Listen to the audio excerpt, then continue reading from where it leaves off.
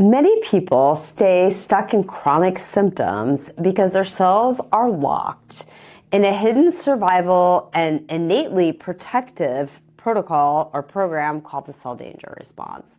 This shift changes how your body heals, how it produces energy, how it responds to stress. And I'm Dr. Lisa Koche. Today we're simplifying what the cell danger response is and how your mitochondria decide when to protect you and when to repair and produce energy the way you want them to do.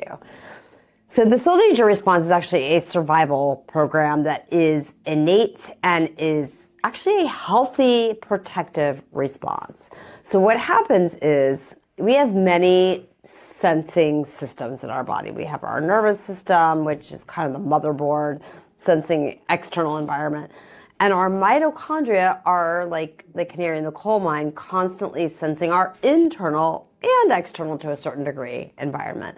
So what happens is when the mitochondria, which are very smart, remember they used to live on the planet on their own, so they have their own DNA, they have their own danger and threat responses because they had to survive on the planet before we even hijacked them to be our energy source and more. So what happens is when they sense danger, ATP production, which is one of the primary goals, obviously, of your mitochondria, is to make ATP, which gives you energy and makes you feel like you can do whatever you want to do.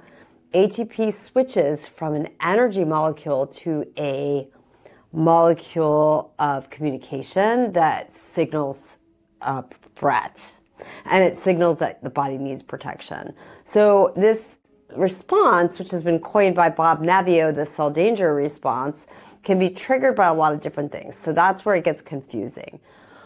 Whether you have a virus, whether you got exposed to mold, whether you pumped gas and got it, like inhaled a bunch of it, whether you got in a fight with your kid, it doesn't know the difference. So when I explain CDR to patients, the easiest, most understandable is infections. So let's say you get a virus.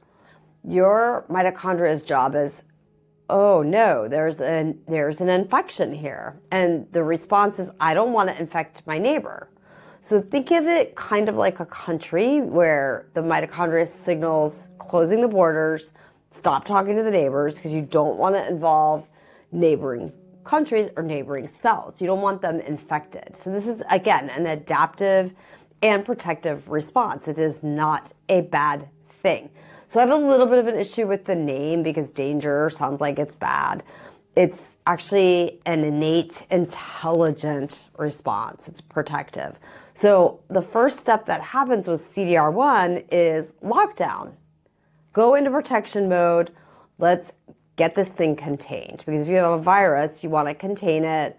You want to shut down your energy production because very often infections hijack our own cellular machinery for their own good. So we want to decrease availability. We want to be sneaky / protective of our internal environment so that the infection can't hijack us. So what happens is literally the cells will shut down, they'll power down, and you have a backup system where many things like cortisol and comes in and try to protect, and then that gets tired, your thyroid gets powered down, your hormones get deprioritized. Everything kind of slows while the mitochondria is in this protection mode.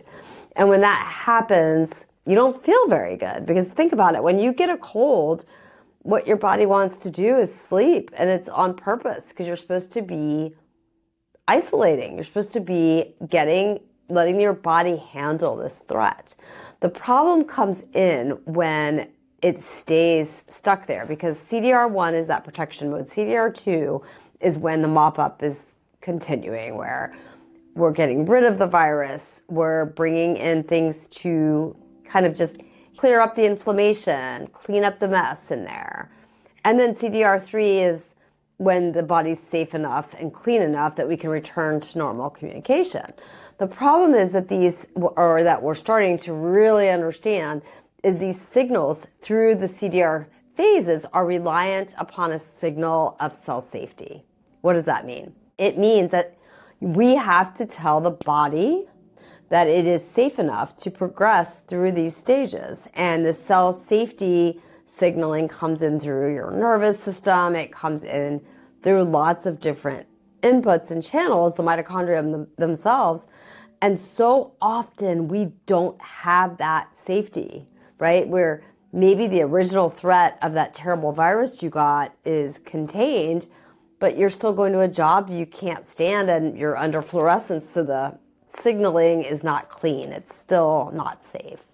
So how do we work through that? Because this is a lot of times I see patients who have the normal blood work and they still feel horrible, or they've done everything and they just cannot produce energy again. They stay in this sort of subpar energy production where they just know that they have more, but they can't seem to access it. So I'm guessing you guys have been there. I've been there, where it's like, I know there's more. I can't get back to baseline. What is the problem?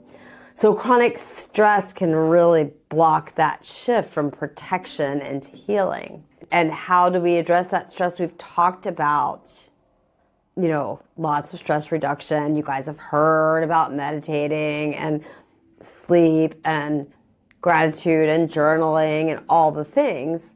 But if you really understand what's happening, my hope is, and this is what I teach a lot of my patients, that it gives a little bit more credence to nervous system regulation, because until we get that nervous system off the hook where it doesn't have to be hypervigilant, until we find a way, whether it's with vagal nerve stimulators, indirect vagal nerve stimulators, taking soaks in Epsom, which is one of my favorite, putting your feet in the earth, really getting away from stressful situations, whatever you need, breath work, minerals, general movement, things that you may have been annoyed with, like, I don't need that, I'm good with that, I don't feel stressed.